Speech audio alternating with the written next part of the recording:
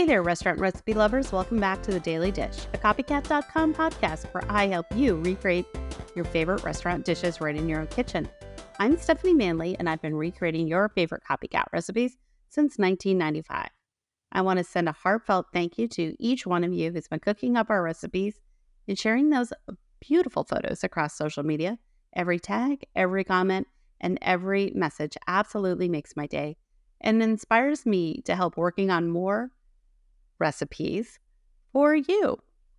Remember, you can always find the complete written version of today's recipe on copycat.com with all the measurements, helpful photos, detailed instructions, and they've also placed a link right in the show notes for easy access for whenever you're ready to try this one at home. Now today, I want to go over one of the most ordered drinks in America. It's the classic Starbucks Vanilla Latte.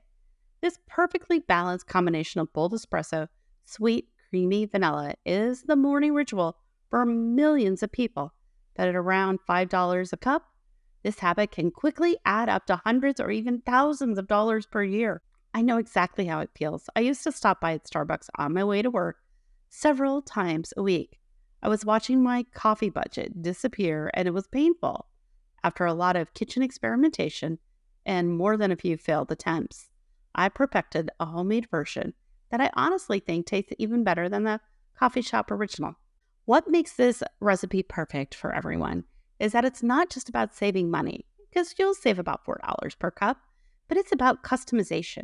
When you make your vanilla latte at home, you have complete control over the sweetness level, coffee strength, milk choice, and for those watching calories or sugar intake, you can easily use sugar-free vanilla syrup. And if you're dairy-free, you can substitute oat milk, soy milk, or whatever type of milk you want. Let's talk about what makes a vanilla latte different from other coffee drinks.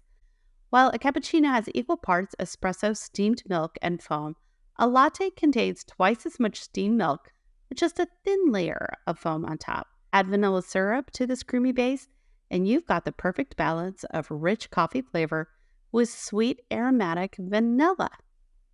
Now, what do you need for this recipe? You're going to need vanilla syrup, either store-bought or homemade. I'll put a link in the show notes for homemade vanilla syrup, espresso or strong coffee, your choice of milk. Starbucks uses 2%, but I often make mine with whole milk at home because I think it creates a creamier texture, and I prefer cooking with whole milk, to be honest. I don't want to keep two different types of milk in my refrigerator.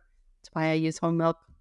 And optionally, some whipped cream for an indulgent touch if you like. I know many of you don't have an espresso machine at home, and that's absolutely fine. There are several ways to create that rich coffee base without expensive equipment. You can use a stovetop mocha pot, which costs about $25, and it creates a concentrated coffee perfect for lattes. That is what the Italians use, and the coffee does get steamed, so it's fairly close to espresso, but at a bargain-based price. You can also use instant espresso powder that works wonderfully. I think the only real difference here is you don't get that crema on the coffee, but if you're putting it into a latte, it becomes a moot point.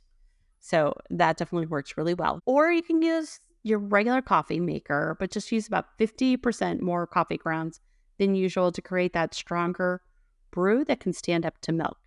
You also have a fourth option. You can use concentrated cold brew coffee, and you'll just need to heat it up. But since the coffee is going into a beverage that contains so much milk and syrup in there, you're going to find that flavor of the espresso kind of gets lost because there's so many other things going on. So strong coffee works just fine. As for steaming the milk, you don't need fancy equipment either. I've got a couple solutions for you. First, you'll need to heat up your milk. Heat up your milk either on the stovetop in a pan, or you can heat your milk in the microwave. Now, you can put your milk in a French press and simply push the plunger up and down a few times, and that's going to create that beautiful foam. You can also heat up your milk and whisk it or mix it up with a stick blender. All right, so let's talk about how to assemble our latte. Just like Starbucks, you're going to grab your mug. You're first going to put in your vanilla syrup. Then you're going to add your espresso, give it a quick stir to mix up the vanilla syrup, then slowly add in your steamed milk. Now you want to try to hold the foam back with a spoon. And when your cup gets mostly full, then you put just a little bit of the milk foam on top.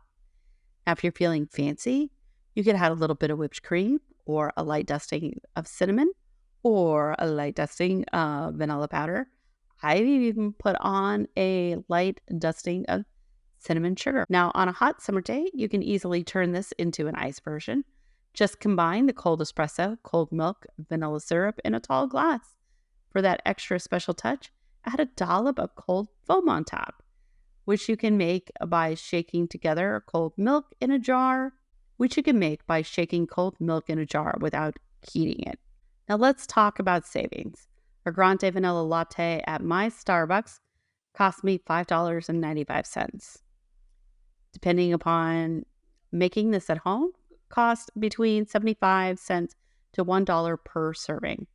Now, if you typically buy just one latte per weekday, switching to a homemade one could save you between $80 to $100 per month, or $960 to $1,200 per year.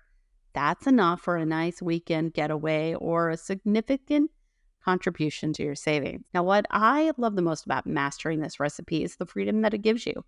Once you have this basic technique down, you can create endless varieties.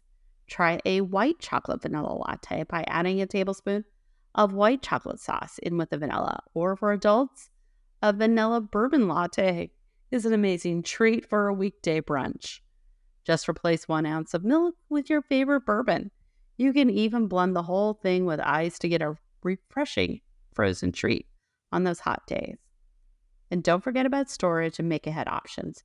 You can brew a larger batch of espresso and refrigerate it for up to 3 days without a significant loss of flavor.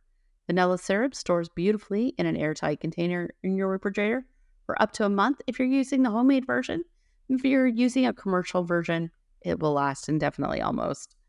Now, this means that you can set up a little DIY latte station in your own kitchen for quick morning drinks without measuring ingredients every single day. I hope this inspires you to try making your own vanilla lattes at home.